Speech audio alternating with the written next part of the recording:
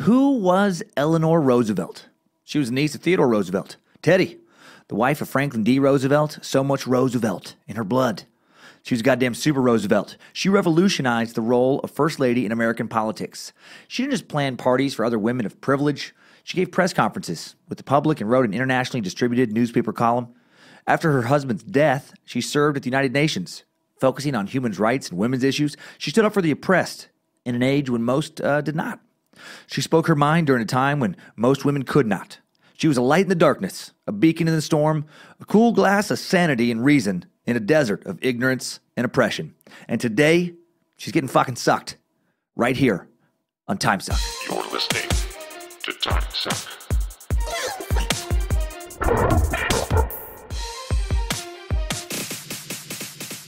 Happy Monday, Cult of the Curious. I'm Dan Cummins, a.k.a. the Prophet of Nimrod, the Suck Master, the Sultan of Suck, the Tamer of Bojangles, and his beautiful and talented friends. This is Timesuck. Huge thanks to Madison, Wisconsin Timesuckers who came out this past week. 3 sold-out shows in Madison, 2 others that were damn close. Thanks to Joey for being one of the best club managers in the game. All the shows were fun, but over half of the Saturday First Show crowd, man, clearly were Timesuckers, and that show was electric. One of my favorite shows in recent memory. More of that, please, you guys. Gotta love it when you guys come out, man. Wearing the T-shirts pumps me up. Hearing the Hail Nimrods when I hit stage. Oh, my God, it's so funny, so ridiculous, so fun. It gives me, gets me pumping more energy into the suck. I got 2 hours of sleep Saturday night, and I didn't give a fuck because I got this episode ready. Right? You make the sacrifice worth it. I really like how the new material is coming together for the stand-up show. Very Timesuck-esque. Thanks for letting me try it out with you guys. Closing out the year, this year at the Comedy Works in Denver, Colorado, December 28th through New Year's Eve next week. Hope to see you there. I've heard that club is a blast. Indianapolis, come on, Indy. Be good to me again. Morty's Comedy Joint, January 5th and 6th. Get those tickets now, Indy Suckers. Providence, Rhode Island, the Comedy Connection, January 19th and 20th. Chicopee, Massachusetts, Cabot Comedy Club, January 21st. Philadelphia, Philly. I'm going to be at the Punchline, January 25th through the 27th. That club, I've heard it's very, very good. I love the Punchline in San Francisco. I hear this place is equally fun. Chicago, one of my favorite clubs in the nation, Zanies in Rosemont, January 31st through February 3rd. New York City, Gotham Comedy Club. Man, I haven't been there for years. I taped an episode of Live at Gotham many years ago. My first Comedy Central taping was at that club. I hope this night is just as magical on February 11th. 2 live podcasts now on the books for 2018. Small Town Murder Swapcast in Detroit. There we go. Now I can talk. February 16th, 2018. Magic Bag. Live Swapcast podcast. Tickets are on sale. 2 shows now in one night. Stand Up at 7. Swapcast at 10. Sisyphus Brewing. Come on, you guys. Get your tickets on sale. Minneapolis, March 3rd. Only $10 tickets for a live Timesuck podcast. And then stand-up shows on March 2nd and 3rd. And if you follow me on Instagram at Timesuck Podcast, man, when those tickets go on sale, I'll try and post everything there first. Sorry, I a lot of these things I just don't have any control over. You know, you bug them, and you cross your fingers, and you wait. Check the tour date section on the website, either dancummins.tv, timesuckpodcast.com for more info on all this. Ticket links in the episode description for all the shows I mentioned that have ticket links available. More announcements about merch, the app, other stuff at the end of the show. Right now, let's get into Timesuck 66, Eleanor motherfucking Roosevelt.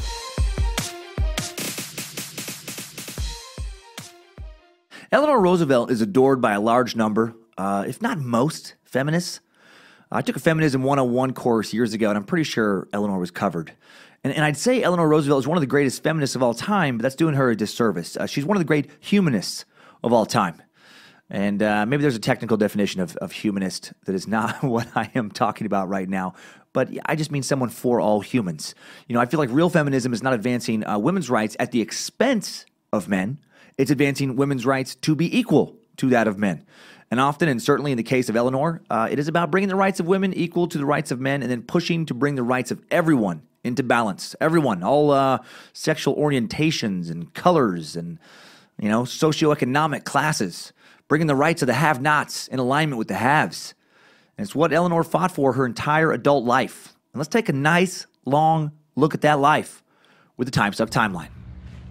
Strap on those boots, soldier. We're marching down a Timesuck timeline.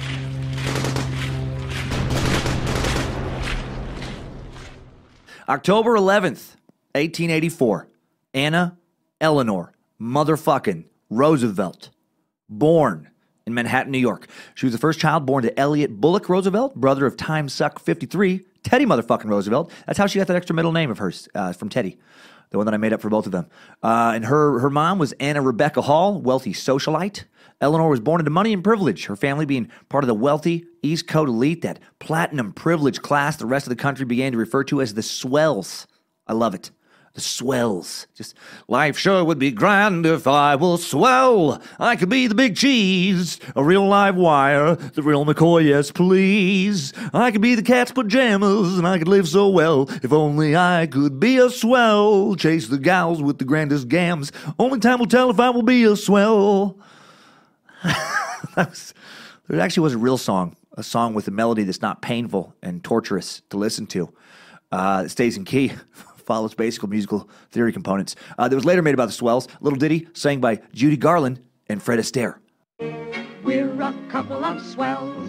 We stop at the best hotels, but we prefer the country far away from the city smells. Oh, I don't know why that really cracks me up. It's a silly little musical, little ditty, little ditty dandy. Okay, so her mom was a Manhattan socialite. Yeah, one of the swells. Noted for her physical beauty and vanity. A woman born into multi-generational wealth. A woman, old money. And apparently she was also an asshole. More on that in a bit. Her father was also part of a wealthy family, very wealthy family. Eleanor came from the same line of Roosevelts as Teddy Roosevelt. He was one of the Oyster Bay Roosevelts. Right, that side's rise to wealth via banking, namely the Chemical Bank, now known as Chase J.P. Morgan.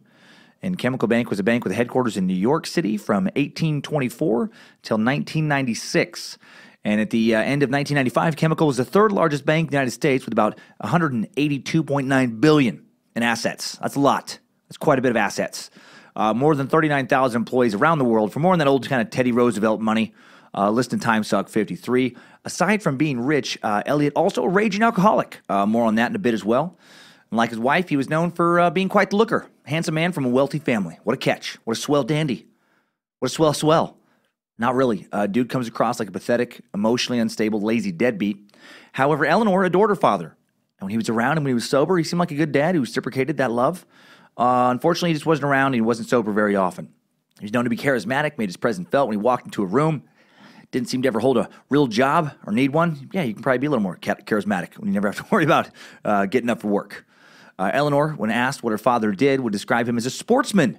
Not a professional athlete, a sportsman. That's a rich guy title. Guy who has, a lot of time for big game hunts, and for tennis, for polo club matches, because, again, he never has to work. Elliot's father had left him a lot of money when he died, and he was able to afford doing stuff like, traveling to and climbing the Himalayas, bouncing around Asia for a while, then coming back and regaling other socialites with his tales of adventure. He played lots of polo with the Meadowbrook Club on Long Island. Finally, he got a job working for New York's leading real estate establishment, the Ludlow firm, where he wasn't terribly successful because he didn't earn anything. Family connections, basically just gave him a new place to drink, chat with other rich people. Instead of a bar or a polo club, it happened to be called an office now. He didn't stay there long. Took a job later at his uncle's investment firm. Didn't show up much around that place. Traveled extensively through Europe. After he got the job, drank a lot more. Elliot was essentially like that movie character of just a rich aristocrat that no one has any real respect for. His brother Teddy is out there using his family connections and wealth for good, and he's wasting his life on booze and decadent travel, which is what Lucifina tells me I should do if I ever fall into money. She says I should get drunk on beaches, eat the finest meals, and never give back to society. Hail, Lucifina! Be gone, Lucifina. Don't do that, ever. That sounds terrible. Hail Nimrod. Eleanor preferred to be called by her middle name, probably because her mom's name was Anna, and she wasn't a huge mom fan. She probably wasn't a huge mom fan because her mom called her Granny. Mom called her Granny. That was her nickname for her daughter as a young child, and it wasn't like a cute nickname like, I know you love your grandma, you hang out with her so much, so we're going to call you Granny. No, she called her Granny because she felt like she looked like an old woman. Like she looked plain looking and just wasn't pretty. What a fucking asshole. I cannot imagine teasing one of my kids about their physical appearance, about their looks. And I could have easily been doing that for years because both my kids, like both Kyler and Monroe, very unattractive, like very ugly. Seriously ugly. Painful to look at, really. But but I don't go around calling them trolls and goblins, even though they look more like those creatures than actual human beings, because that's not cool, you guys. All right? I never make fun of their horrible, horrible looks, not even at dinner, when I have to continually gaze up and, look away or stare through them instead of fixating on their nasty, ugly monster faces in order to keep from losing my appetite. Makes my skin crawl just to think about the way my kids look, but I don't say anything to them. Seriously though, based on this alone, I'm just going to say that, Anna's not a good mom, not a good person in general. And by the way, my kids are handsome and beautiful. My daughter is very handsome and my son is very beautiful. And now both are going to punch me when they hear this episode. As a result of mom's cruel teasing, Eleanor was rather shy growing up. Yeah, of course she was.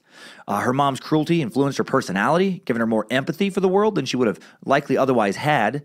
Since mom made it clear that relying on her looks in life was just not an option, she learned she could earn love and affection by doing things for others and by being useful. This strong aspect of her personality stayed with her until the end of her life.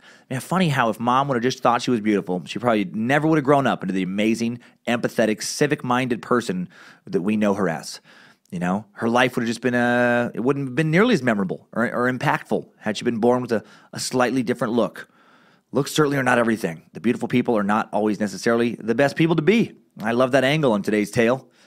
1889, when Eleanor was not quite 5, the wonderful Roosevelt parents welcomed a second child into the world to mock and neglect, Elliot Jr., who would lead a short, tragic life. In 1891, when Eleanor was 6, a second brother was born, Gracie Hall Roosevelt. You heard that right. They had a boy, and they named him Gracie because they were assholes. Why not just name him Linda or Michelle? Gracie would go by Hall because apparently he did not enjoy the taunts and fists of schoolyard bullies. Hall would go on to have a minor career in politics and sadly share his father's alcoholism. I didn't have any stats to back this up, but I feel like your chance of becoming an alcoholic increases when you're a boy and your parents name you Gracie. 1891, big year for the Roosevelts. They also welcomed their third son into the world. Well, at least Elliot did. It's awkward. He had been having an affair with Katie Mann, a family servant, and the affair resulted in a half-brother, Elliot Roosevelt Mann. And it was understandably less than overjoyed about this. There was a payoff, and Katie went away. Well, due to Elliot's womanizing, in addition to the baby with one mistress, he also had a prolonged affair in Europe with another woman, Florence Bagley Sherman, an expatriate living in Paris with her 2 children, and probably, I'm guessing, numerous other little, cavorts here and there, little humping here, little humping there. Due to this and due to his alcoholism and more frequent emotional outbursts, he was essentially banished from the family.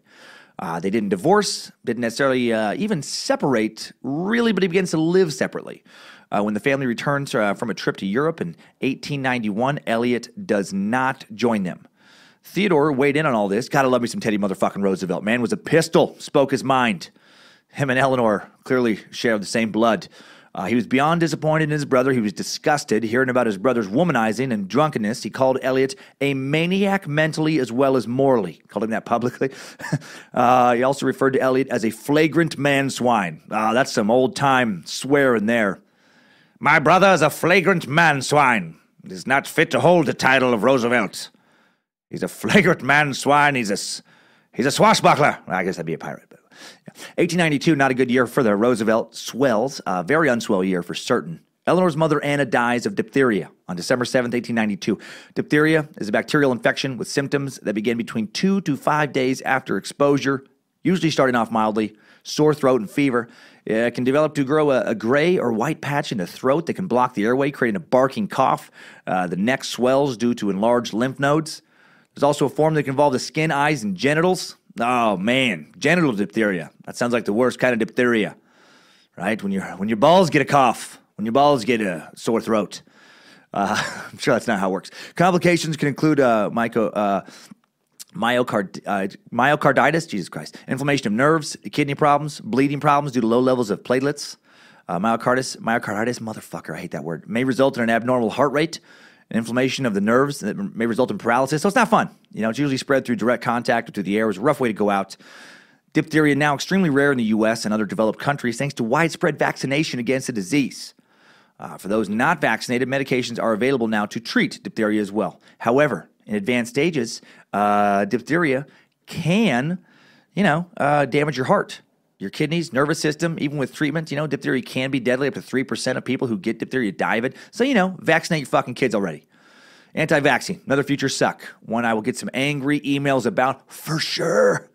Oh, I know from just regular life experience talking about that with people. I've gotten in some serious arguments about that with some former coworkers. Huge trigger for some people, as I found out, again, in my personal life. So Anna dies of a disease science can now vaccinate against, and she dies without her husband at her side because he is a drunken, sloppy, spoiled mess of a human being. And the last words Anna ever spoke were to Eleanor, to her daughter, to Granny. She told her young daughter, only 8 at the time, please, if you ever want to be loved, you must figure out how to become beautiful, or at the very least have big tits, or at the very, very least pad your bras. And of course, be very, very, very skinny. Don't eat, pad your bras, agree with what men say and laugh at all their jokes, and always remember that ugly women die alone. And then Anna herself expired right after saying that. Of course, she didn't say that. But I feel like she thought it. I feel like she may have thought it. Poor Eleanor, now left without a mom, even if she was a shitty one, her dad is not around. Money and privilege, man, do not guarantee an easy childhood, do they? Reminds me of the JFK two-part suck. Well, 6 months later, her brother Elliot Jr. dies. Same thing. At the age of 3 in 1893 when Eleanor is still only 8. Another rough year for Ellie. 1894, shitstorm continues to blow through Ellie's life. Her father, already estranged, now dead. Confined to a sanitarium for treatment for alcoholism, he jumps from a window in August in a fit of delirium at the age of 34. He survives the initial fall but suffers a seizure and dies a few days later on August 14th.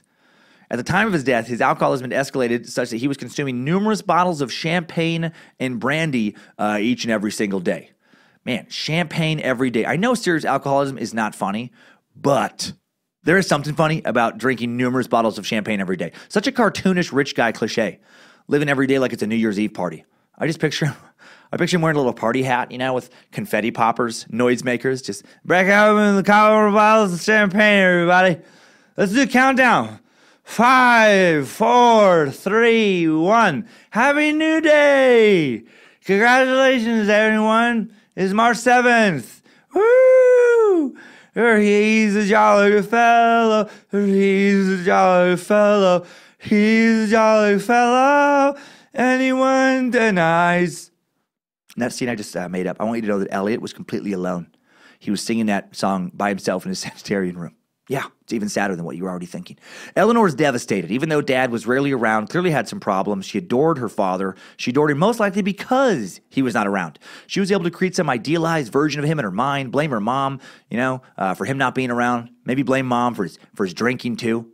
And now 9-year-old Eleanor Roosevelt is down both parents and one brother. Eleanor and her remaining sibling, Hall, old Gracie, went to live with her maternal grandma, Mary Livingston Ludlow of the Livingston family in Tivoli, New York.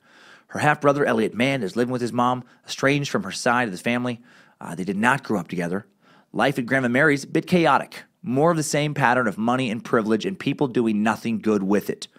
Being surrounded by all these people who clearly had the means to do so much and did so little had to have clearly affected Eleanor's worldview and plans for adulthood. Her Grandma Mary had married a much older, rigidly religious, controlling man who treated her like a child, and when she was 50 and he died, she was not equipped to be a mother and raise her kids or grandkids, or do much of anything, really. She'd been sheltered from actual responsibility until middle age. Her 2 sons, Eleanor's uncles, Valentine and Edward, had serious problems with alcohol, just like her dad did, and from what I could find out about them, they were just a couple of rowdy, spoiled, petulant assholes. Anna had helped her mom with a family budget, and when she died, Mary was just lost. One cousin recalled her home was, quote, a very unpleasant place. And it took its toll on Eleanor.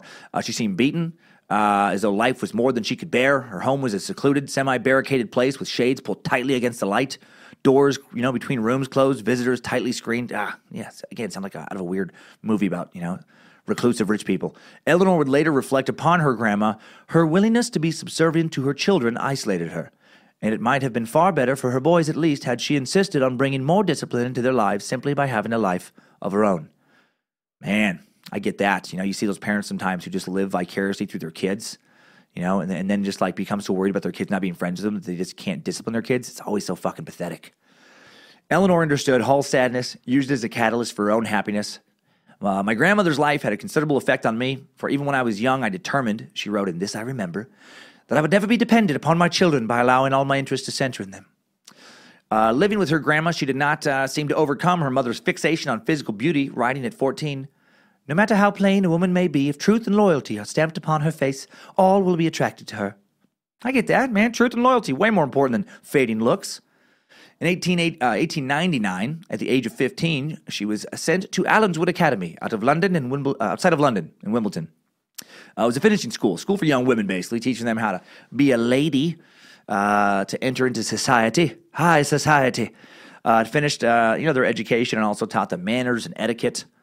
I wish we had a little more of that now, to be honest. Man, people are such fucking dirtbags in public so much of the time. In her later autobiography, she noted how she felt so free for the first time in her life. She loved learning. She was a time sucker. Although she probably would have found my humor quite distasteful and unnecessary. I'm guessing she would not be a big fan of the Chikatilo, cameos. She became the headmistress, Marie Savustra's favorite student. Eleanor learned fluent French. She was loved by her peers. She visited with her aunt Anna Bamey Roosevelt often, who had encouraged her to go to Allenswood in the first place. She kept in touch with Silvestre until the headmistress died in 1905, and she wished to stay at Allenswood as long as possible, but she was summoned back to the States by her grandma, Mary, in 1902 to make her social debut, much to her dismay. Rich people problems, man. Oh, man. Can't stay at a prestigious private school, not making any money, living in Europe. Got to come home and find a man. She's 17, without a single man interested in her. She's practically an old maid already. Does she want to die alone? She'd later remember this time as being terrible. She didn't really know anyone in her little debutante circuit anymore. She was a fish out of rich water in New York. First world problems. At least you didn't have to. I don't know, find a fucking job and pay your way through life. But I haven't walked in her shoes, so maybe I shouldn't judge. And she didn't love her life, so I really shouldn't judge. This is also about the same time she started, to involve herself in her charity work for the first time, giving of herself to the general public, and is the legacy she become most known for. So sorry about the job crack. Turns out, she was doing some cool stuff. She became active with the New York Junior League shortly after its founding, teaching dancing and calisthenics in the East Side slums in New York. The New York Junior League, still around today, was founded just a year before in 1901. Mary Harriman, a student at Barnard College, was so moved by the poverty in New York City, she decided to do something about it. She rallied her friends to join the cause, and soon they were visiting the Lower East Side settlements, teaching and mentoring the immigrant families who were living there. And now Eleanor is helping her as well. She was immediately criticized by some relatives for engaging in public activity, not common for a young woman. He says, "How dare you help those poor people, Eleanor? Why, if they wanted better lives, they would have been born into wealthy families, like we were. It's all about one's choices. I wanted a life of beach home vacations, European trips, lobster, and champagne. So I was born into wealth and privilege. I willed it. They chose to be born into squalor and filth. They must want it. You must let them be." Work like this at the time, yeah. It's just not the norm for the swells. Mucking about with the poor and the disenfranchised. God, somebody could see them. Crazy that her noble decision to help others drew criticism. Well, that summer, she met her father's fifth cousin, Franklin Delano Roosevelt, on a train to Tivoli, New York, and they immediately did it. Oh, so hard. They had sex 8 times before he even knew her name. They had sex 3 times before he even knew she was a woman. And they had sex once before he even knew she was a human being. Hail, Lucifina! Begone. Now, they had nice old-timey courting. The two began a secret correspondence and romance and became engaged on November 22nd, 1903. Just, who's granny now, Mama? Who's granny now? Eleanor's future mother-in-law, Sarah Ann Delano, apparently opposed the union, made FDR promise that the engagement would not be officially announced for a year. Eleanor just couldn't win with maternal figures, man. Sarah tried to give her son a year to change his mind. That's got to be so shitty. To have your future mother-in-law that opposed to you, and to have your future husband agree to delay the announcement, that had to have stung too. Luckily for him, I guess, Eleanor was used to being beaten down by her own mom. Franklin finally stood up for Eleanor and wrote his mother, "I know what pain I must have caused you. I know my own mind, and have known it for a long time, and I know that I could never think otherwise." Adding, "Now stop being such a selfish, controlling bitch." And then he immediately threw that draft of the letter away and rewrote the last part. Sarah even sent baby boy FDR, the young man who 5 years later would invest $5,000 in to find that Oak Island treasure, as you learned last week. She even sent FDR on a Caribbean cruise in 1904, hoping to kill their romance. FDR was determined. He loved Eleanor, and the two were married on March 17th, 1905. Again, what a bitch. Franklin, my dear boy, I have a surprise for you. I've bought you a trip to the Caribbean. You can explore shipwrecks and drink on tropical paradise beaches and maybe even find some time for romance. Thank you, Mother. I can't wait to tell Eleanor. She'll be delighted. Eleanor's not invited. I bought a ticket for you and you alone.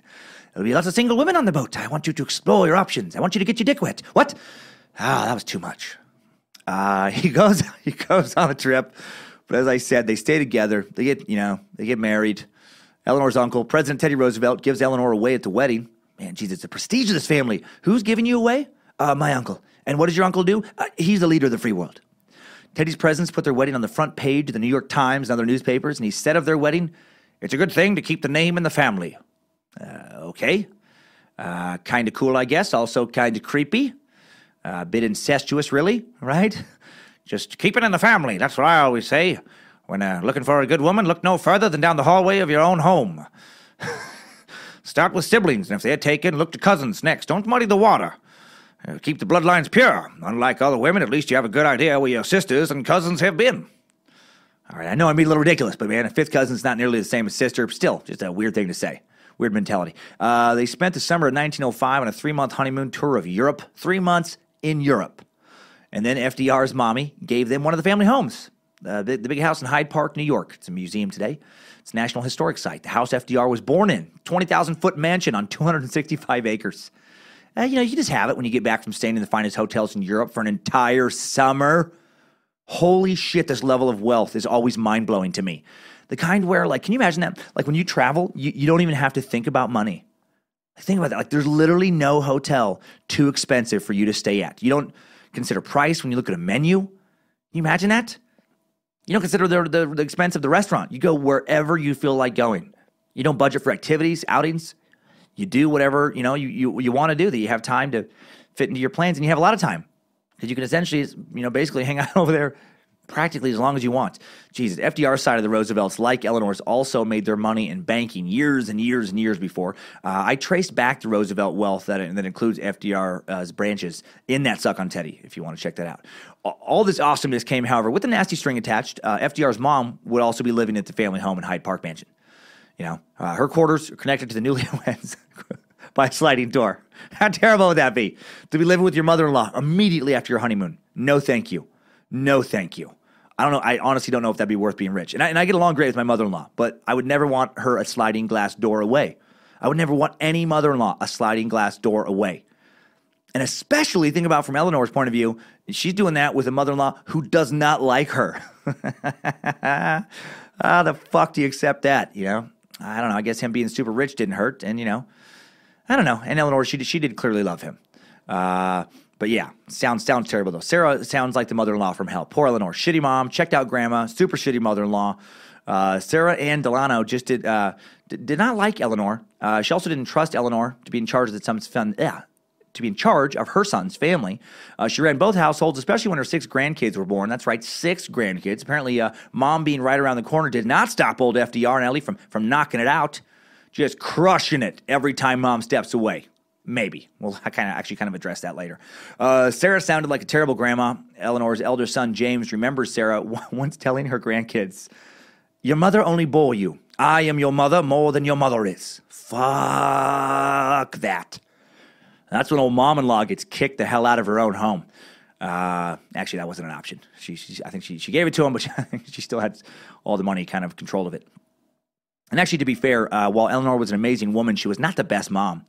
So maybe that was a good call, that call on Sarah's part. She admitted as much, Eleanor would, saying later, "It did not come naturally to me to understand little children or to enjoy them."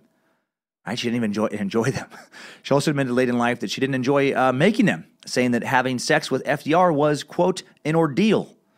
But they had kids nonetheless. They had Anna Eleanor Roosevelt, born in 1906, who would live until 1975. James Roosevelt II, born in 1907, who would live until 1991.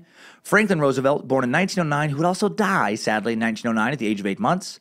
He was never a healthy baby. He was sickly the entire time, battling jaundice, the flu early on, had an enlarged heart and heart murmur, and he passed away early. That had to have been hell to deal with, Jesus. The couple then had Elliot Roosevelt, born in 1909, who would live until 1990. And then they took a few years off of baby making, and then they had 2 more kids. Franklin Delano Roosevelt Jr., born in 1914, died in 1988, and then John Aspinwall Roosevelt II, born in 1916, he would die in 1981. And then I'm guessing Eleanor was like, "Enough, Jesus. You put on one of those new condom thingies, or are you keeping your thingy out of me?" That's a direct quote. Of course it's not. Actually, we're going to learn more soon about why Eleanor, might not have wanted to keep having kids, might not have wanted to do it anymore. Maybe 5 kids is finally enough. Maybe Eleanor just didn't love sex, at least not with FDR. Maybe FDR focused his sexual energy elsewhere. That's at least part of the problem. He may have focused his sexual energy elsewhere because his wife was not interested in having sex with him.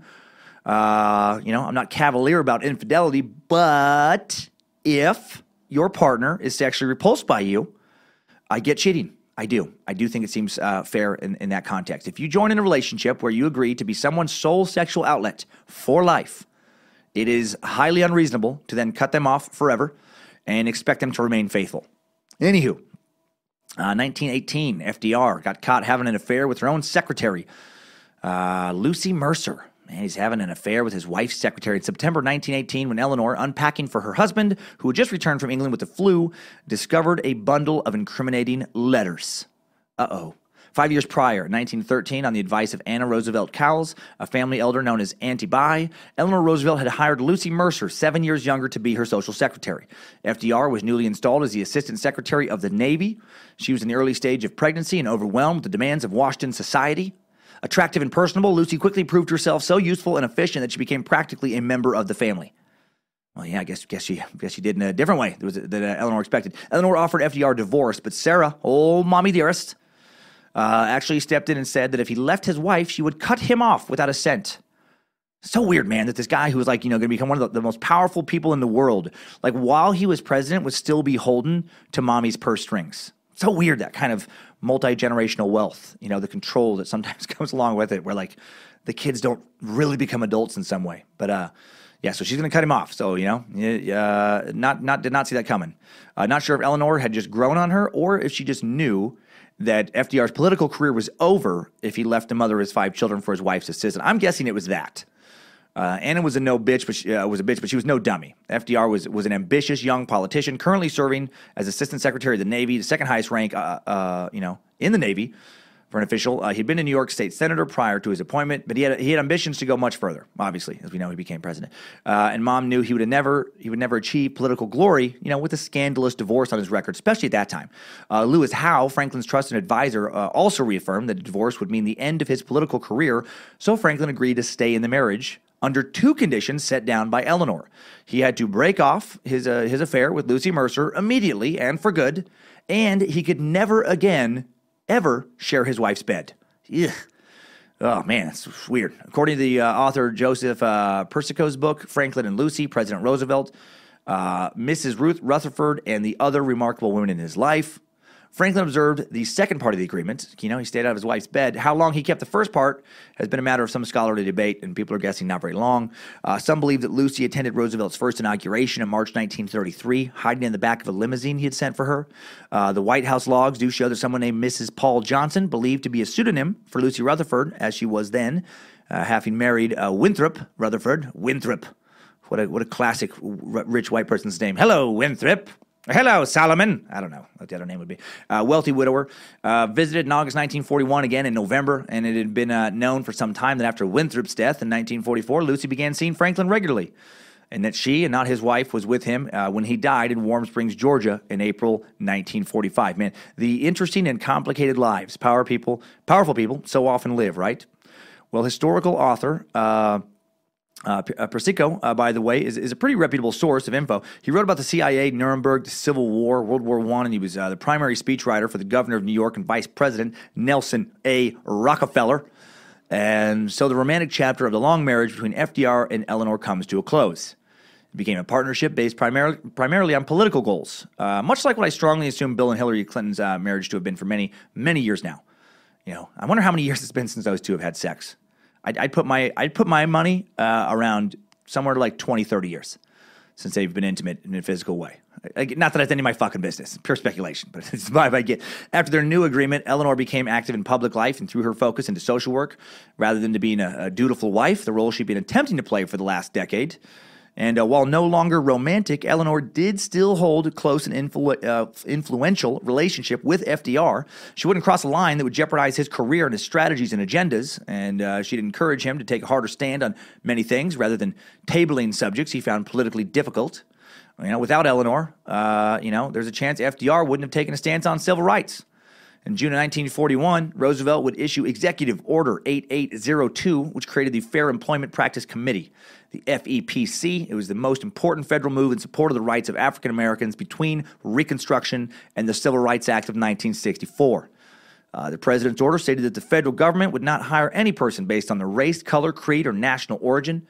The FEPC enforced the order to ban discriminatory hiring within the federal government and in corporations and received federal contracts.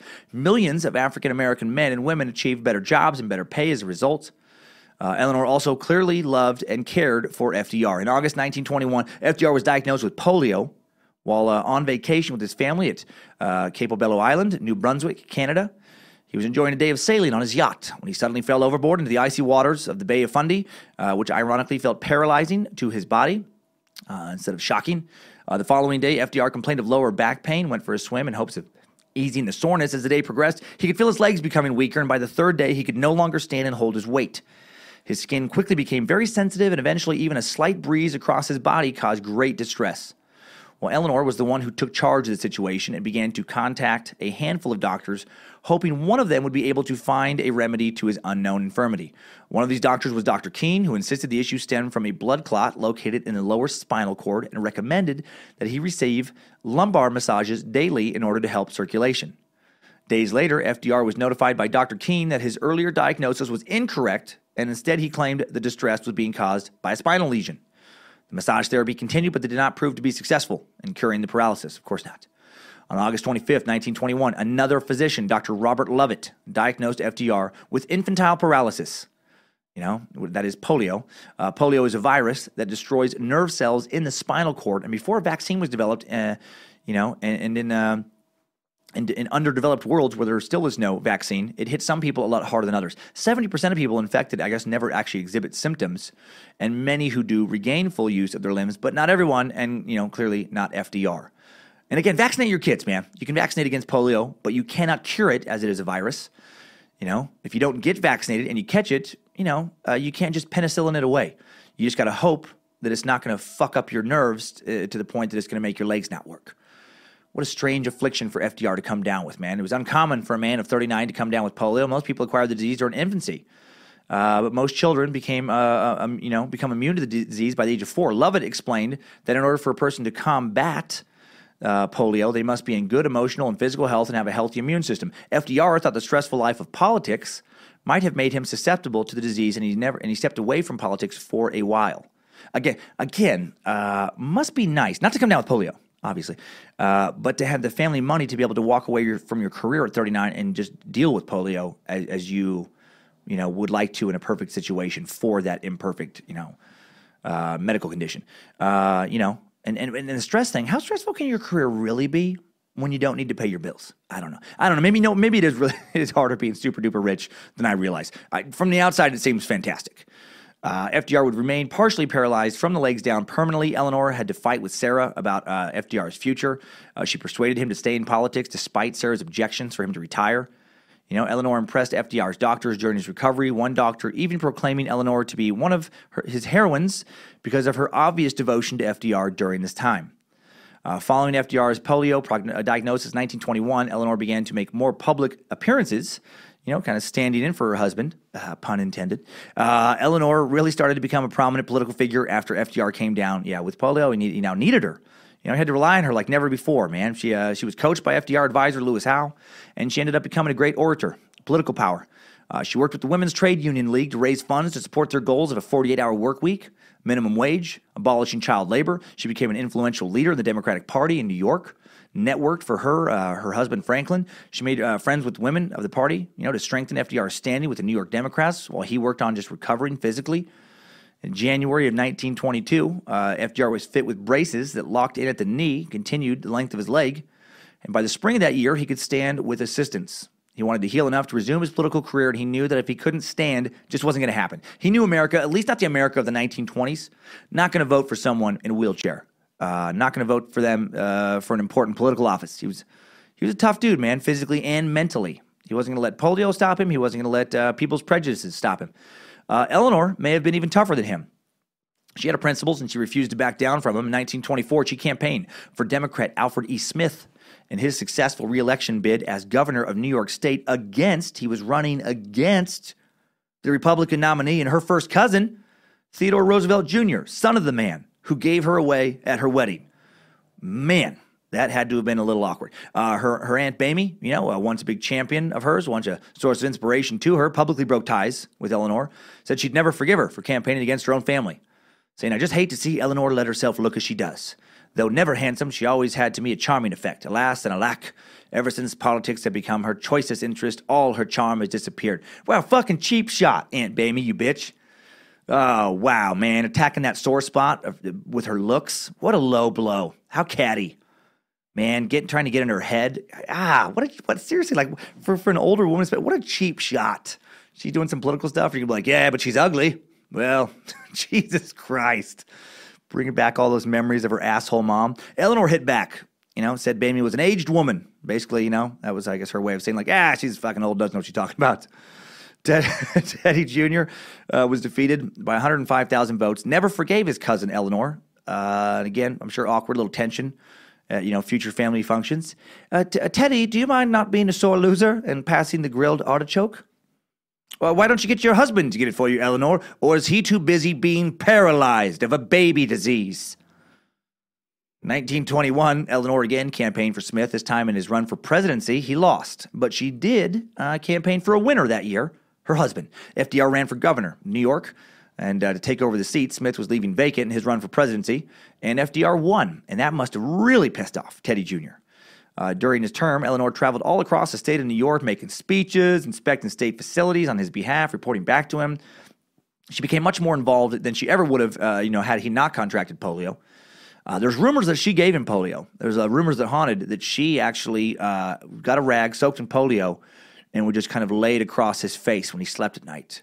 So that's fucked up. But, he couldn't walk and see things for himself, so she did that for him. And she also taught upper-level classes in American literature and history. She didn't do the rag thing. I was just in my mind thinking about how long I was going to let that go. No, she didn't do that. She encouraged independent thought about, current events and social engagement at the Todd Hunter School for Girls, an institution she helped buy in 1927 because she believed in it so much. It was a finishing school that offered college prep classes in New York City, and Eleanor taught there 3 days a week until FDR was elected president in 1932. And she also helped run Valkill Industries, a small factory to provide supplemental income for local farming families who would make furniture, pewter, homespun cloth using traditional craft methods. I love this. It's so weird to me. 1927, she and 3 friends she'd met through her activities in the women's division of the New York State Democratic Party, Nancy Cook, Marion Dickerman, and Caroline O'Day, established Valkill, located on the banks of a stream that flowed through the Roosevelt family estate in Hyde Park. Oh, I'm sure mother-in-law Anna just loved that. Just, Franklin, why do you allow your wife to run some sort of bohemian compound, some commune on our family's sacred grounds? Why, they're probably drinking moonshine and listening to jazz down there. Our neighbors must think we're socialists. Capitalizing on the popularity of the colonial revival look, most Valkill furniture products were modeled on 18th century, colonial revival designs.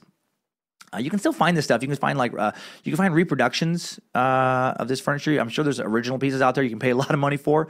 And Valkill Industries is actually back, making, like, it's been kind of reincarnated, making new furniture, in the same style. She loved this business. She promoted it via interviews and public appearances. Unfortunately, it never became what she envisioned it to be. But it did lay the groundwork for New Deal initiatives, later during FDR's tenure as president. Again, just how random and cool is that? Future First Lady running some sort of hippie, artesian furniture shop. All right, 1932, that was a huge deal for Eleanor and FDR. Her husband decided to run for president. It's a big year. And she was deeply involved in his campaign. It was a tough campaign during the primary stage. On the first presidential ballot of the Democratic Convention, Roosevelt received the votes of more than half, but less than 2/3 of the delegates.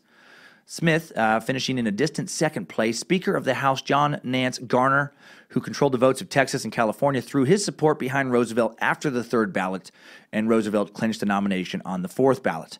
In his acceptance speech, Roosevelt declared, I pledge myself to a new deal for the American people.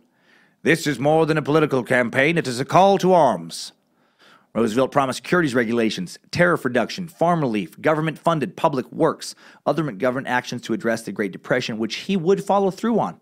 And then Roosevelt crushed it in the general election. He won 57% of the popular vote and carried all but 6 states. And I'd go more in depth than that, and I think I will someday in a future suck for FDR. He definitely deserves his own. On March 4th, 1933, Eleanor motherfucking Roosevelt inaugurated as the most badass First Lady of the United States of America up until that point in history. Actually, FDR is inaugurated president, but, this is a huge day for Eleanor's own political future as well. Eleanor redefined how a First Lady handled the office. Before her, First Ladies were, they wore swimsuits and they were drunk most of the time. That doesn't get talked about a lot. And that didn't happen. That's weird. Before Eleanor, First Ladies grilled cheeseburgers and farted on the White House lawn, and they flashed their boobs at truckers. So now that's even weirder. Before Eleanor, First Ladies hosted parties, and that was pretty much it. Since they had a large staff to maintain the house, and it was just kind of on display to the public. And that one actually is correct. Now, for the first time, a First Lady is doing more than her, wifely and motherly duties. She's taken on social projects that supported FDR's New Deal. She had the support of her predecessors, because they had stopped their feminist activities once they became first ladies. She intimidated a lot of D.C. men. They were not always or even often fans of a woman being so involved in what they considered to be a man's business. And they were not used to a woman speaking her mind the way Eleanor did. She became known as the most controversial First Lady in United States history. And she also became beloved by many. In early 1933, the Bonus Army, as it was known, a protest group of World War I veterans, marched on Washington for the second time in 2 years, calling for their veteran bonus certificates to be awarded early. The previous year, and remember, this is the Great Depression, when they need the money. The previous year, President Herbert Hoover had ordered them to be dispersed, and the U.S. Army cavalry charged and bombarded the veterans with tear gas. How fucked up is that? Attacking war veterans who were peacefully protesting to be taken care of after the war. Shit like that makes my blood boil, man. Veterans are the only reason any of our lives are worth a shit in this country today. Well, no tear gas on Ellie's watch. No, sir. No, ma'am. This time they were visited by Eleanor at their muddy campsite, listening to their concerns and singing army songs along with them. The meeting diffused the tension between the veterans and the administration, allowing them to negotiate. One of the marchers later commented, Hoover sent the army, Roosevelt sent his wife. She stood up for the little guy, even when she didn't agree with all of the little guy's views. Like in this next situation, one of her main concerns, or main areas of concern for U.S. labor was miners. They had unionized during the Depression, and those who participated in activities were blackballed from being hired. She proposed a resettlement community in Arthurdale, West Virginia. The idea was that they could make a living by farming, making handicrafts, by working in a local manufacturing plant. She wanted the project to be a model community to have workers cared for, and it went along with FDR's New Deal ideals, and so he was all for it. Well, initially, it didn't work at all. They tried, using prefabricated houses, but in 1934, when that didn't work, they tried it again, now with every modern convenience. By every modern convenience, I mean indoor plumbing and central steam heating. Getting some heat. Oh, how's that? Man, we take that shit for granted now. Indoor plumbing and heat. Can you imagine living without either one of those? Ugh. Families occupied the homes in June with 30-year loans. Eleanor wanted a racially mixed community. This is the part where she disagreed with people. She wanted a racially mixed community, but the miners insisted on it being a white Christian community. They even voted on it. They excluded black and Jewish miners from living there. People are so goddamn ignorant sometimes, right? The fucking balls on these people. Hell yes, I want to live in a government-subsidized modern home with heat and indoor plumbing. I sure would like to have a helping hand. However, I'll keep my dirty, starving kids living in the squalor of a cold cabin and dirty outhouse if it means I don't have to live around the Jews and the Negroes. Unfucking believable. If it were me, I would have been tempted to let them just suffer after voting that down, right? You want to be ignorant, right? We're trying to help you. You need money. You're starving. We're offering to help, and you're like, I'll accept your help, but only on a couple conditions. That the Jews and the Negroes don't have to live around me. Man, go fuck yourselves. Just fucking starve then. But I guess, that wouldn't break the cycle of ignorance, and then that would be bad for the kids, They didn't get to vote, They didn't choose to be born into ignorance. I don't know. Eleanor was a much better person than I am, and she was smarter. She wanted to help them anyway. The racism of this event did motivate Eleanor to take a stand on racial equality. Despite her disappointment in their backwards racial views, she didn't give up on helping this project. She raised money for the community for years, even spent her own money on the project. Both sides of the aisle didn't really like the project. Conservatives called it a socialist and a communist plot. Of course they did. Democrats said it put government in competition with private enterprise. Well, okay, yeah, but I don't know if I'd want. I'm so whenever things start to feel a little socialist and communism, I guess I get a little conservative myself. Living in California did that to me, man, my interactions with the government there. Big government, not a fan. Not a fan. It was also expensive, with all these modern amenities like plumbing and heating. It was considered a failure overall because it was very expensive and dependent on outside assistance, but the residents loved it and allowed many of them to re-enter the economy, be self-sufficient. So Eleanor considered it a success. They would go on to become taxpayers themselves and get back on their feet. So that part's good. And she loved seeing the improvements in people's lives. She was an early and powerful advocate for civil rights and racial equality after that event, especially. One of her best friends was Mary McLeod Bethune. Mary was born from slaves. She worked cotton fields. She picked 250 pounds a day when she was 9 years old in the cotton fields. And she opened a school for black girls in Florida out of a 4-room cottage in 1904 with only 5 students initially. Through her tenacity and resourcefulness and fundraising, the school expanded to include 250 students just 2 years later. The school gained in popularity, eventually merged with the Cookman Institute for Men in Jacksonville to form Bethune-Cookman College in 1923. As its original founder, Bethune served as president of this institution, one of the nation's few colleges open to black students, until 1942. With such success, Mary became a leader in the black community and the feminist community. She founded the National Council of Negro Women in New York in 1935. And Eleanor loved her, and she made sure her husband knew about Mary. There's something about Mary.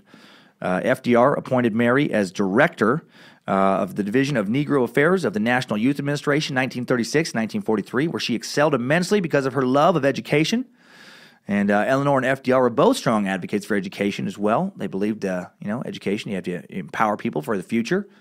And Bethune was right on board with that. She was one of FDR's most trusted advisors of the unofficial black cabinet he held. Mary came to the White House often, and in Eleanor's same ball-busting attitude, she always insisted Bethune sat right next to her.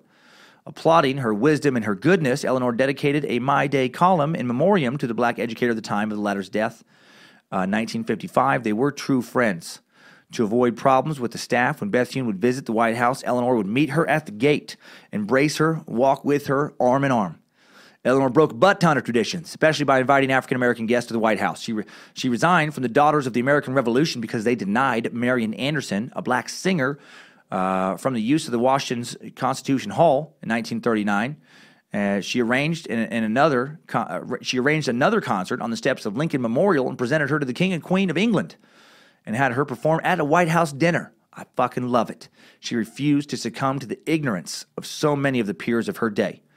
Eleanor lobbied behind the scenes for the 1934 Costigan-Wagner bill to make lynching a federal crime, including arranging a meeting between Franklin and NAACP President Walter Francis White.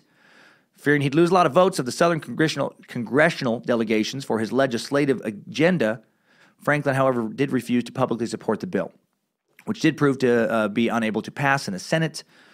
It's the nature of politics sometimes. You got to compromise your values on some things to get other things passed, I guess.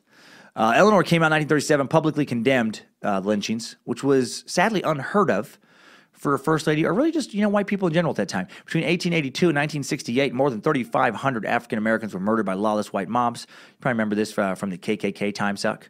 There were 28 such murders in 1933 alone. The victims were often tortured, beaten, burned alive, hanged. Almost no one was arrested or convicted for these crimes. In 1934, Mrs. Roosevelt joined the NAACP, started working with its leader, Walter White, to help pass, again, federal anti-lynching legislation. And this is huge, man. Talking about lynching as a white person, especially as a white woman, just didn't happen back then. Which was, tragic because obviously lynchings were pretty common.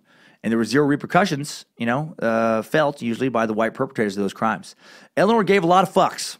She gave a lot of fucks about civil rights, and she grew so popular among African Americans, previously a reliable Republican voting bloc, that they became a consistent base of support for the Democrat Party. Eleanor was also a prolific writer, spreading her ideals in print. I referenced that My Day column a little bit ago. She started writing a column called My Day in 1935 and kept it until 1962, 6 days a week. Fuck, man. I thought I was kicking out a lot of content recently. I got nothing on ER. FYI, there's a link in the show notes on the Timesuck app to a website that has all of her old My Day articles archived. Eleanor discussed whatever she felt was important. Race, women, key events. The column gave her a voice to spread her ideas. She was the first lady to write a newspaper column. What she was doing was truly unprecedented.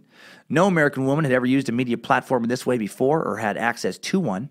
At its height, it was published in 90 papers all over the nation. She also made money off of her column. While she had a crazy inheritance, she also wanted to make her own money for her own independence. She matched FDR's presidential salary of $75,000. Love it. Not only making as much as a man, she was making as much as the president. She was a busy bee. She lectured. She wrote for newspapers and magazines. She even hosted a weekly radio show. She wanted to stay connected to the citizens and to the voters. And she's doing like 1,000 times more good each day in the world than either of her parents ever did in their cumulative existences. She hosted a weekly press conference exclusive to women journalists so that they could have big scoops, and get things to report on. She did this because at the time, female journalists had a hard time getting hired. And they were the first to be let go because they didn't have anything to write about. They weren't given anything to write about. Eleanor created her women-only weekly press conferences, so that they would be irreplaceable to newspapers and magazines. And I think sometimes certain men get pissed off at stuff like this because it feels unfair. It's like, how is it okay to combat men not giving women opportunities and chances by giving chances to women at the expense of men and not giving men those opportunities? Well, because that's the only way these women would ever get chances. Eleanor wasn't trying to put women above men. She was trying to bring them up to an equal place. She also had a very busy travel schedule. She made tons of appearances at labor meetings to assure the workers of the Depression, that they knew that the White House was working for them. Eleanor developed a relationship with the American Youth Congress, leading to the formation of the National Youth Administration, part of the New Deal in 1935 that focused on providing work and education for young Americans between 16 and 25 years old. She cared a lot about the youth of America, saying, "I live in real terror when I think we may be losing this generation. We have to bring these young people into the active life of the community and make them feel that they are necessary." She was always in FDR's ear about civil rights for races and genders whenever there was a nomination. She always made sure at least one woman was included on the list. She dealt with a lot of sexism. It was a norm at the time, not just from FDR, because when she was trying to make those lists, I guess there was a thing where supposedly he'd always be like, "Oh God, I thought I had somebody on there already. I must have missed it. I could have sworn I included a woman," and then he'd fix the problem. She had to quit many of her endeavors because it brought so much negative publicity that it hurt the causes she often worked for. People were mad about her trying to fight for people's rights. Many people not fans of the First Lady, having so much influence over the president. Luckily, more people didn't have a problem with it. He did win 4 fucking elections. She was incredibly active during World War II in the early 40s. During World War II, she traversed the ocean despite Nazi submarines posing a threat to any passenger ship. When she made it across the Atlantic, she was terrified to cross the Atlantic, but she made the trip anyway to speak with Prime Minister Churchill. She was almost like an ambassador of FDR's policy. She visited the South Pacific as well, earned the trust of the military leadership enough to go to the Guadalcanal, where active military fighting was still happening when she visited. She visited many active military during the war and listened to their concerns. Of course, this was met with negativity that she was spending taxpayer money on this trip. Actually, in truth, more often than not, she funded these trips with her own money. Following the Japanese attack on Pearl Harbor on December 7, 1941, Roosevelt spoke out against Japanese-American prejudice, warning America against the great hysteria against minority groups. But then when her husband, under a lot of political pressure, passed Executive Order 9066, requiring Japanese-Americans in many areas of the U.S. to enter internment camps, she publicly defended the rights of Japanese-Americans, as was widely criticized for it. The Los Angeles Times said that she should be forced to retire from public life over her stand on this issue. Man, that's scary. The press telling someone to shut up for defending the rights of a minority group in the U.S. A real reminder that you should never feel beholden to the moral laws of your times that you live in, right? Follow only the universal moral law of treating others as you yourself would be treated, right? Some golden rule stuff. That's right, Christians. I like a lot of your ethical principles. Give others the respect they're due as an equal member of the human race. Even if the other members of your day don't want to do that. On April 12th, 1945, Franklin dies after suffering a cerebral hemorrhage. He'd been in declining health since at least 1940. In addition to the polio, he'd been a chain smoker his entire adult life. He had high blood pressure and congestive heart failure. And doctors had been continually removing small metal objects, such as little pewter figurines, like the kind you use for battle recreations, like little scale models things, from his rectum for years. It's estimated that between 4 and 5 pounds of metal was removed from FDR's rectal cavity over the last decade of his life. It's so weird. No one knows how it got in there. There's been no official report ever. The White House has never released any kind of, some classified documents relating to that. So on March 29th, 1945, Roosevelt, he'd went away to the little White House at Warm Springs, Georgia, his personal retreat, to rest before his anticipated appearance at the founding conference of the United Nations. And then on the afternoon of April 12th, Roosevelt said, "I have a terrific pain in the back of my head." He then slumped forward in his chair, unconscious, and was carried into his bedroom. The president's attending cardiologist, Dr. Howard Brune, diagnosed the medical emergency as a massive cerebral hemorrhage. At 3:35 p.m. that day, Roosevelt died. His mistress, Lucy Mercer Rutherford, was with him when he died. Eleanor and FDR's first child, Anna, she had apparently put together his, final meeting with Lucy. Fairly unconventional family dynamics. Either Anna or Lucy apparently hid one of the figurines that fell out, when he passed, fell out of his bottom. And please tell me if you believe. Please tell me if you believe me about the FDR getting little metal guys stuck up his ass, pounds of them. That'd make me happier than the old chicken of the sea lie, the old sea chickens lie I pulled off, in the Bermuda Triangle episode. No, he had no metal in his butt. While Eleanor did love FDR in her way, she also felt relieved when he died.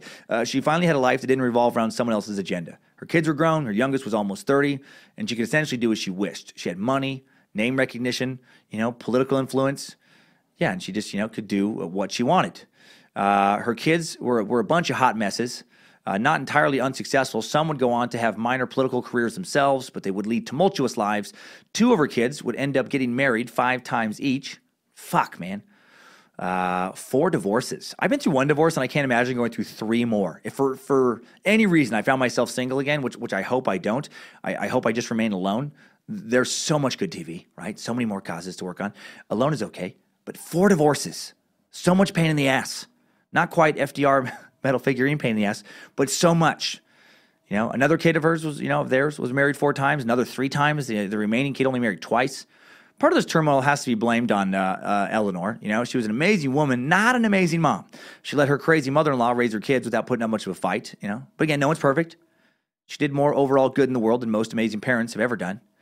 In December 1945, Harry Truman, her hubby's successor, appointed her as delegate to the UN General Assembly. In April 1946, she became the first chairperson of the preliminary UN Commission on Human Rights. She basically wrote the Universal Declaration of Human Rights. It set out for the first time fundamental human rights to be universally protected for international citizens. Truman called her the First Lady of the World. In a speech on the night of September 28, 1948, Eleanor spoke in favor of the Declaration, calling it the International Magna Carta of all men everywhere. It was adopted by the General Assembly on December 10, 1948. The vote was unanimous with 8 abstentions. 6 Soviet countries, South Africa and Saudi Arabia, they abstained. 48 nations agreed to it. The Soviet countries abstained mostly because of Article 13, which provided the right of citizens to leave their countries, which luckily for us kept people like serial killer Andrei Chikatilo in Rostov. What's the big deal? I want to come to America and sightsee. I want to see Statue of Liberty and wrestle Lady Freedom until coming. I want to see White House. Sex wrestle, capitalists on lawn. I want to eat steak, wear star stripe sweatpants, choke a soft shame cock at Lincoln Memorial, maybe live in America, maybe open a gymnasium, teach pelvic thrust wrestling moves to capitalist youth. I bother no one. Eleanor also served at the first United States as the first United States representative to the United Nations Commission on Human Rights, stayed at that position until 1953. Even after stepping down as chair of the commission in 1951, the UN posthumously awarded her one of its first human rights prizes in 1968 in recognition of her work. She campaigned against JFK in the primaries for the Democratic ticket, but ultimately he asked when he won for her blessing, and she gave it to him. Right? She had some clout, man. She had some clout, even JFK. JFK wanted her approval. 1949, she was made an honorary member of the historically black organization Alpha Kappa Alpha. April 1960, she's diagnosed with aplastic anemia soon after being struck by a car in New York City. 1961, President Kennedy's Undersecretary of Labor, Esther Peterson, proposed a new presidential commission on the status of women. Kennedy appointed Roosevelt to chair of that commission with Peterson as director. Tough lady, man. She's getting this position when she's 76 years old, just recently being hit by a car, and she's still working in politics. This would be Roosevelt's last public position. However, she died just before the commission issued its report. It concluded that female equality was best achieved by recognition of gender differences and needs and not by an equal rights amendment. 1962, she was given steroids, and she started a fucking bodybuilding career, and she put up 465 on the bench, 580 on the squat, and she put up 700 fucking pounds on the deadlift, all right? She's a goddamn beast. No, they put her steroids because she was sick.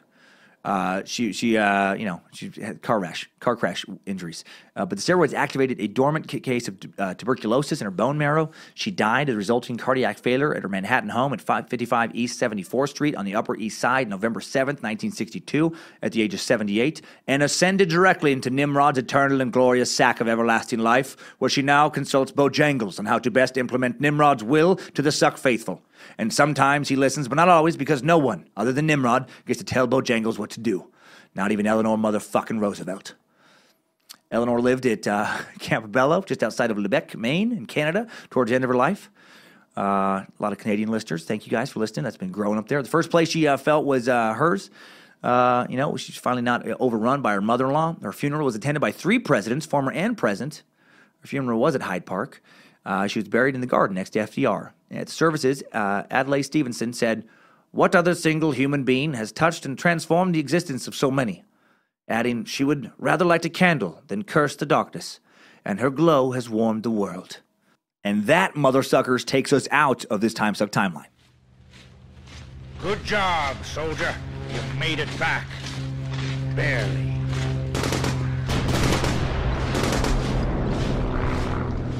Wow, pretty epic life, right? Inspiring. She accomplished so much. And she did it as a woman when the deck was so stacked against her, man. The 19th Amendment, women's suffrage, the right to vote was passed August 18th, 1920. Eleanor was 36 at that point. She went 36 years of her life, birthed 6 children, campaigned vigorously for her husband and his associates for half of her life before she was even allowed to vote herself. Man, she was way ahead of her time in being a white woman that cared about the rights of minorities. She was born just 20 years after the Civil War. Many people were still alive that had been born into slavery. She was part of a high society, one of the swells, which meant she was taught, how to be a wealthy wife and a homemaker. She was raised to make babies. She broke the silent role of wives. She had opinions. She loved learning, being part of the conversation. This was the opposite of what people expected of her. In addition to this, she spoke up for women whenever she could.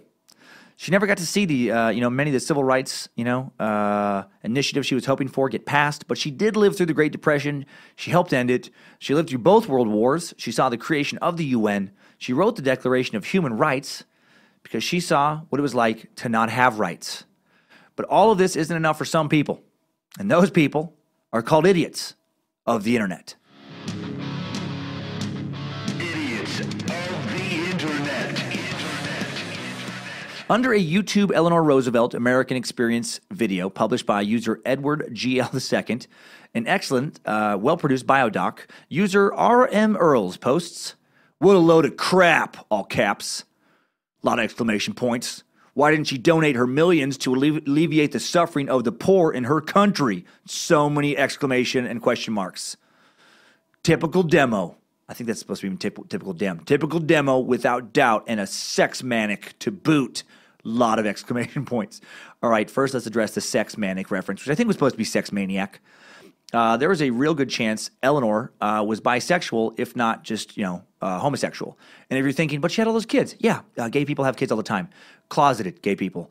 Maybe she didn't like sex with FDR because because he had the wrong parts she was interested in. There is a book called Eleanor and Hick, The Love Affair That Shaped a First Lady, where the author reveals details from more than 3,300 letters that Eleanor and reporter Lorena Hickok exchanged over 30 years.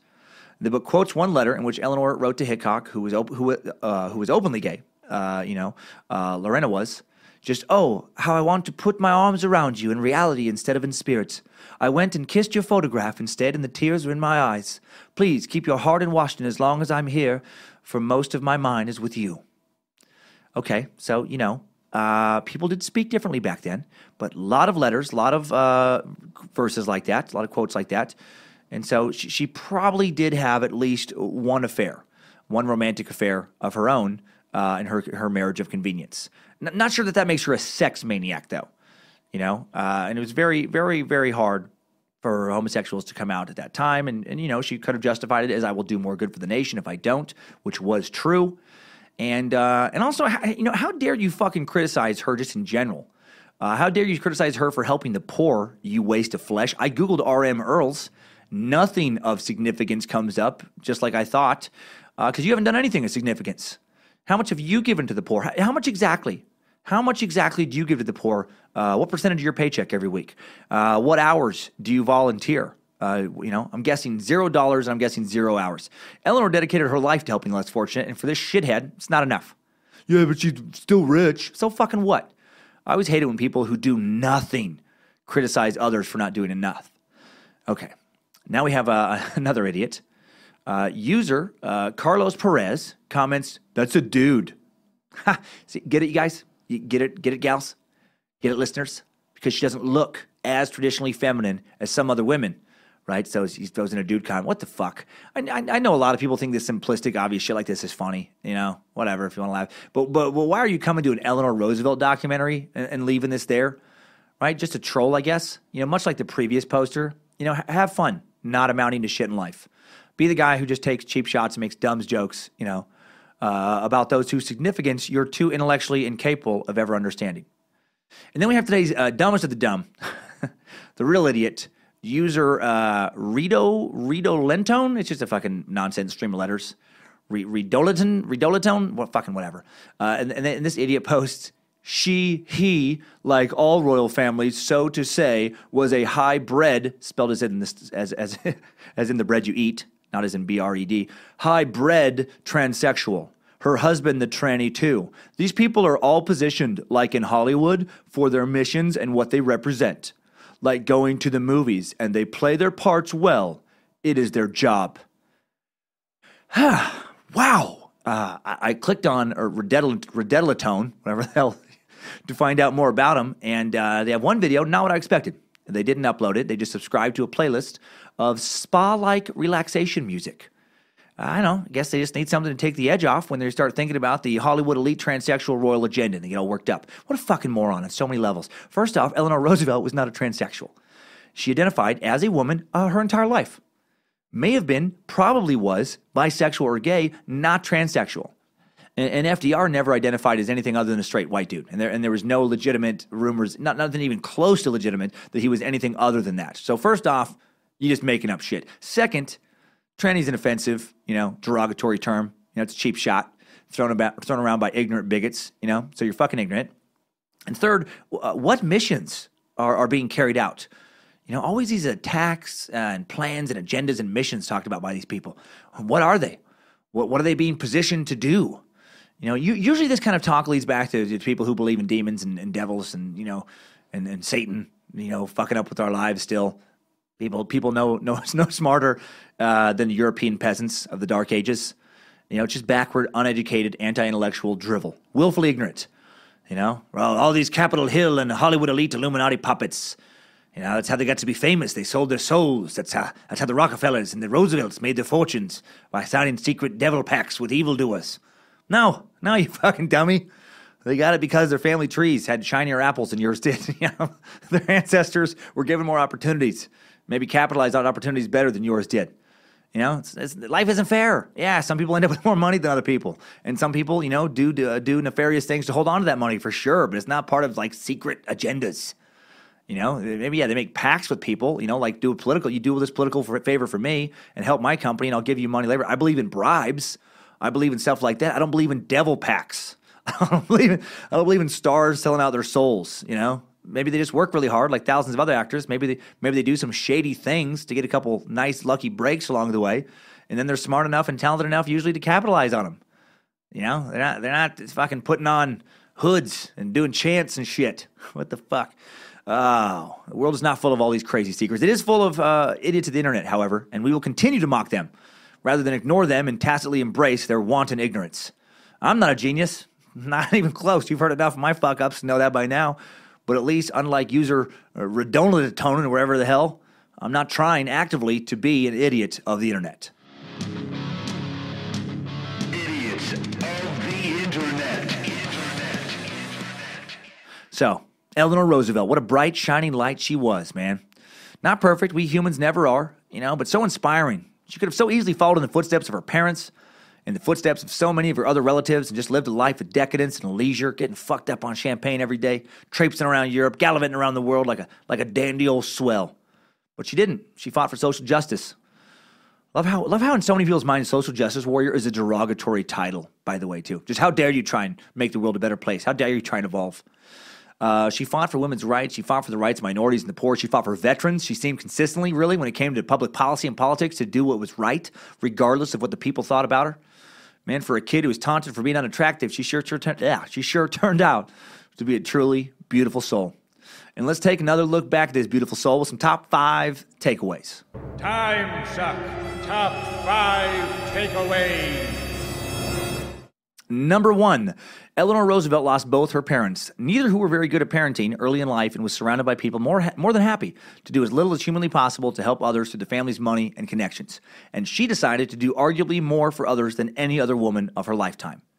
Number 2, FDR and Eleanor remained married until death did them apart, but both may have very well had lifelong affairs. Heroes can be just as complicated as the rest of us. Number 3, Eleanor redefined what it means to be a first lady, not content to be essentially a dinner party hostess and party planner. She communicated more with the general public and left a greater political legacy as a first lady than many actual presidents have done, in my opinion. Number 4, Eleanor was tormented by the mother-in-law from hell for all but the last 4 years of her marriage. Note to all moms, cut the fucking cord. Let your kids be autonomous adults. And if you do happen to live in the same house as them, let them run their own family. You already had your crack at that. If you blew it the first time around, well, tough shit. And number 5, new info. New info for today is some of my favorite Eleanor Roosevelt quotes. Here is the first. Do what you feel in your heart to be right, for you'll be criticized anyway. You'll be damned if you do and damned if you don't. How true is that, man? I know that firsthand. Doesn't matter what stance you take on issues. It's going to fucking piss someone off, so you better take the one you truly believe in. How about this one? Courage is more exhilarating than fear. In the long run, it is easier. We do not have to become heroes overnight, just a step at a time, meeting each thing that comes up, seeing it is not as dreadful as it appeared, discovering we have the strength to stare it down. I love that one. Man, yeah, courage doesn't have to be some, just giant, immediate act. It can just be trying to, make yourself a little better, like we time suckers do, week to week. Here's a great one about religion and nationalism. The important thing is neither your nationality nor the religion you professed, but how your faith translated itself in your life. Acts, not words, man. I love that. Deeds, not talk. And this last one reminds me of my favorite quote of all time. She says, "My greatest fear has always been that I would be afraid physically or mentally or morally, and allow myself to be influenced by fear instead of by my honest convictions." That reminds me of that great lyric from that Rage Against the Machine song, Viet Now. Just fear is your only God. That is my favorite quote ever. Just fear is your only God. Fear is your only God. Yeah, I can sing other people's music shittily. You don't always get McDonalded. Sometimes you get a little De La Roca-ded. Timesuck Top 5 Takeaways. Episode 66, second to last show of 2017. Done and done. Christmas show is the last one I need to check off the list. Hope you enjoyed this one. I did. I needed it. I needed some light and inspiration, man, in this dark winter of ours. If you don't already, listen to the Timesuck on the new Timesuck app, man. The contact the show button that's been on the mobile website and the website is being added to the app today. So, it's been submitted to the update gods and likely will be there by the time you hear this podcast. The Bit Elixir dudes, troubleshooting it right now. So you can send in topic requests and updates via the app, continuing to make things easier, working hard always on all this stuff. Always, if you don't see the new episodes show up. Oh, yeah, I wanted to also, somebody sent this in, great update. You can refresh the app feed by you just pull down on the episode list. You thumb it down and it, sends a little spinny wheel and then the new episodes show up. It refreshes the same way most podcast apps that I've used refresh. So if it's in the system, it'll pop up when you do that. Thanks again for rating the app, everyone who has done so in the Apple and Google Play stores. Really appreciate that. Ratings everywhere. Anywhere you listen to podcasts, if you can rate it, please do so. It helps so much. Over 2,100 ratings for the show on iTunes. That is helping to spread the suck in ways you probably don't even realize. Got to figure out the options for the next bonus suck soon. January 5th will be bonus suck 15. Right? More merch getting restocked this week. I did it as fast as I could. Pushed everybody to get it in there as fast as possible. Hoodies and pullovers are in. And they're flying off the shelves, especially the hoodies, man. And they look fucking good. I can't wait to get mine. I don't even got my hands on them yet. So get that 400% Cult of the Curious Arctic Foxtail hoodie. I know sometimes, again, I say Arctic. supposed to be Arctic. They're available now, as is the green space lizard coat to the curious, 605% hummingbird tail feather pullover, and the red men's 251% domestic, starved, elderly, moleskin. Hail Nimrod shirt is in. Hoping that the men's and women's Cult of the Curious shirts will hit the store very early this week. I think they're all printed. I'm pretty sure they are now, and I think they're just heading over to my merch store down there in Orlando, Florida.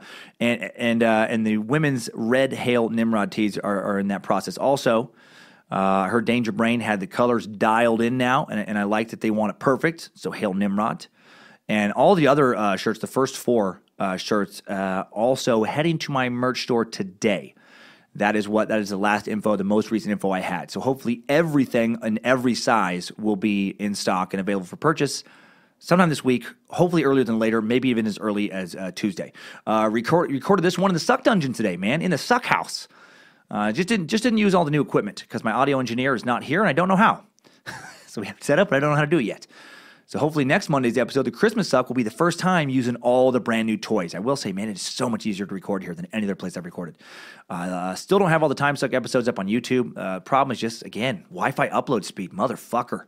I have business class Wi-Fi now, and it just still takes an hour or more to upload each one of those fuckers. But cranking away.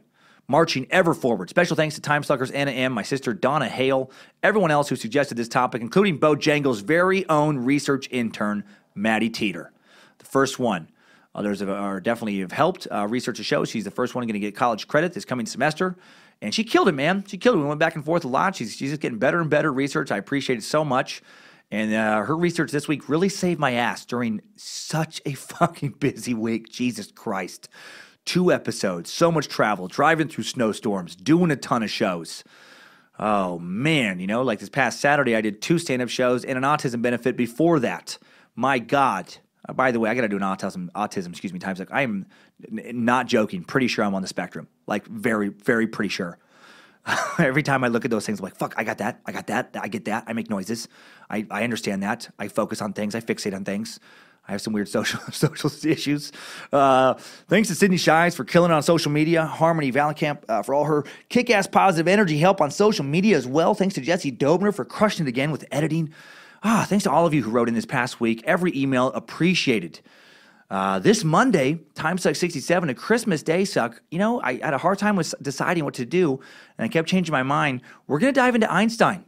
Old Albert Einstein. I believe he will be our first Jewish subject, long overdue.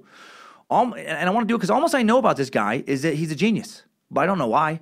Obviously, I've heard about him. I know what the picture of him that is on a bunch of posters looks like, but I don't know what equals MC squared means. I don't remember that, but I know it's related to him. I'm pretty sure he was bad at math in school when he was young or something about being bad in school. And then he got better, I want to find out, and we're going to. Sorry, you murder lovers, I just can't do a murder suck on Christmas. It doesn't feel right to me. So let's get smart. Let's get inspired. Let's get Einsteined, and then, to kick off the new year, I promise, we'll get plenty of darkness in. And now it is time for some Timesucker updates. Updates? Get your Timesucker updates. First update, a little shout out to Timesucker John Porter. His wife, Amber Porter, wrote in telling me what a huge fan of the show that he is. Thank you, John. And I appreciate it. Appreciate both of you. Appreciate all you Timesuckers. Hail Nimrod. You keep on sucking. You keep on trucking and sucking and fucking, if that's what you want. Next update comes in from Michigan sucker Timothy Wamhoff, I think, who says, Dear King Cummins Magnificent, you mentioned in Grand Rapids a possible lifetime suck in February. What is happening with that, and what would the dates be? Might catch you in Detroit for the Swapcast as well. Fuck yeah. Also, Hercules, damn it, not a biblical figure, even though he's obviously buried in a shaft on Oak Island. Samson would be the biblical strongman. Keep on sucking. Okay, so regarding the Grand Rapids suck, I apparently jumped the gun. I get so excited.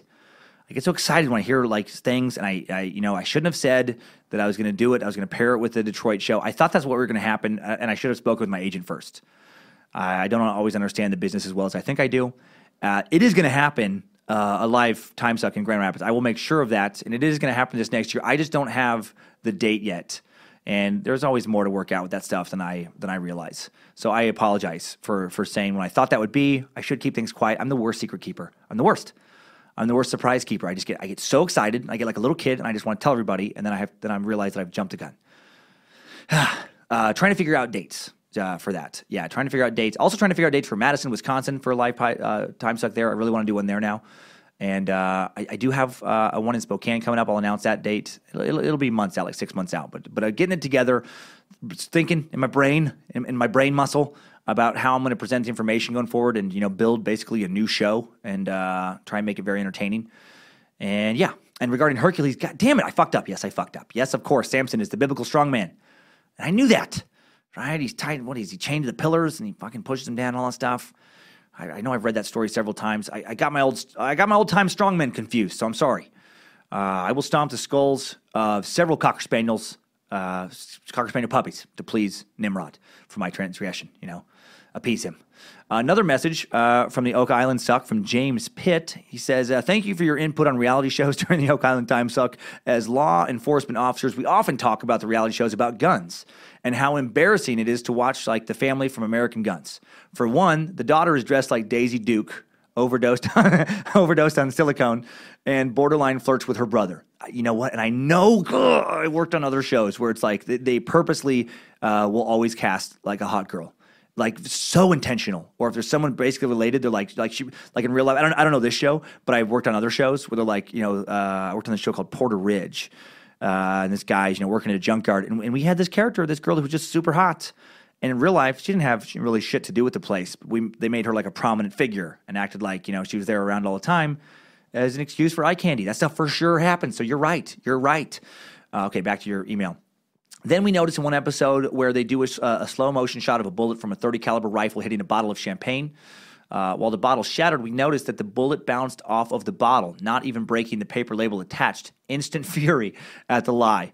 Then on the other show, Sons of Guns, the father-daughter, and I don't watch that one either, the father-daughter owners weren't even allowed to sell guns in their shop because an ATF raid discovered multiple weapons missing. The employees on that show were the actual owners, but Discovery had a contract and they all had to play a part. Oh yeah, and the dad was a fucking incestuous child molester. What? Okay, so I haven't researched that. So I'm saying that, but if you'll have to look into that yourselves. This is from James. I don't know about that, but that's crazy if that's true. Had to vent to you because it sounds like you get it. Yeah, unfortunately I do on the reality stuff. Hail Nimrod and all praise to you, cleric of janglism. May you show us the path to our own third leg. Thank you, James. Much respect for you and your fellow officers, man. Without police officers, without the men and women of the law, we devolve into anarchy. Whenever people just talk shit about the police in general, it fucking makes me mad. I think, yeah, of course, yeah, some officers are dicks, some have done bad things. So has people from every fucking profession, right? Stop generalizing. Most are good people keeping your ass safe. You hate cops? You wish they weren't around? Think about that. Next time someone breaks into your goddamn home, tries carjacking your wife's SUV, don't call the police, man. You don't want them around? You just deal with that shit yourself. Finally, one last one from sucker Julie Bennett regarding Pizzagate. Dear Lord Reverend Suckington, first off, thank you for your amazing podcast. Thank you for saying that. My boyfriend and I finally found a podcast that we both love, and we are dedicated members of the Cult of the Curious. We can't wait to be space lizards. Second, to start off, I want to say I completely agree with you about Pizzagate. This is not a message to tell you how wrong you are. It's a classic idiot to the internet conspiracy. However, a child sex ring associated with the government is not, unfortunately, basically like, just a theoretical. I would suggest that you look into the Franklin Credit Union scandal if you have not already. It is very sad and very hard to read about. But there are many victims who have come out about it, and it has been swept under the rug very well due to the fact that those victims have been made to look insane. Just something I figured you would appreciate looking into. Keep up the amazing work. Keep defending your loyal subjects from Lucifina, and keep on sucking, Julie. Well, Julie, first off, thank you for writing in. Now, however, hopefully this isn't going to piss you off. And again, I wasn't there. I can't know for certain, but I'm going to have to disagree about the Franklin Credit Union scandal. I did look into it. I have looked into it in the past. I have heard about it before. And I would just urge you to listen or re-listen to the Mandela Effect episode, the Timesuck 31, where I really try to break down false memory syndrome. And I talk in depth about the 80s satanic pedophile scares that swept the nation and put a lot of innocent people in jail. A federal grand jury did conclude that the Franklin abuse allegations were unfounded, and they indicted 21-year-old Alicia Owen, an alleged victim, on 8 counts of perjury. Same grand jury also indicted multiple officers of the credit union, including King, for somebody. Sorry, I didn't get that several. They indicted multiple people for crimes related to the embezzlement of funds from the credit union. Alicia Owen served 4.5 years in prison, and it's not easy. You don't hear about that often, going to prison for years, because of false accusations. Now these accusations, again, I have looked into them. They included shit, and this is why I personally think it is made up, is because they included stuff like satanic orgies, ritual sacrifice, cannibalism of children. Now look up the McMartin preschool trial from the 80s. Same shit. Outlandish, over-the-top accusations made by frankly paranoid religious fanatics who still worrying about devil worshippers, getting their kids. People still mentally and emotionally living in the dark ages. And a lot of innocent people's lives were utterly destroyed. People went to prison for being convicted of basically being satanic, pedophiles, and it turns out the whole thing was just bullshit. It was leading questions thrown in by investigators. It was people who worked this stuff up in their heads. And, by the time they realized it was all nonsense, too late for a lot of people. A lot of these people had been, in prison for years as satanic pedophiles, which is like the worst thing you could be in prison for. Their businesses were gone. Just destroyed. There is real shit going on with politicians. I mean, look at all of today's sex scandals, man, on both sides of the aisle, Democrat and Republican. Look at all the people going down. I just don't think it's out loud. It's like cartoonish scandals involving the devil and cannibalism. It's dudes abusing positions of power, like so many pedophile priests, did with the Catholic stuff years ago. Or like so many female teachers apparently have done lately, according to all the, articles I've read. That's the kind of shit we need to look out for, the stuff that's right there in front of us. I think sometimes we worry about these like closet satanic pedophile type of evil rings, and then it turns out to be your neighbor. That's the one who's been doing it. The one that seems friendly and dresses well and seems, socially well adjusted. So again, sorry to be a buzzkill. And again, I wasn't there, Julie. I just, I dig. I report on what I find. That is my take. If you do have more info that is not readily available on the web that really convinces you otherwise, please send it to me. I really would truly love to see it. That would be a great update. That would definitely possibly inspire me to do an entire episode about that scandal. And I will happily, eat my words. I guess maybe not happily, because that would be sad if it's really happened. But I will eat my words, as I do on this show from time to time, probably fairly often. And and thank you. Next time, suckers. I needed that. We all did. So that's all for today, almost all for the year. Hope you've had an amazing holiday season so far. Happy Hanukkah, Merry Christmas, happy whatever else, may be celebrated. Go out there and do something good for the world, even if it's little. Courage doesn't have to be huge. And I'll talk to you fucking suckers on Christmas. Keep on sucking.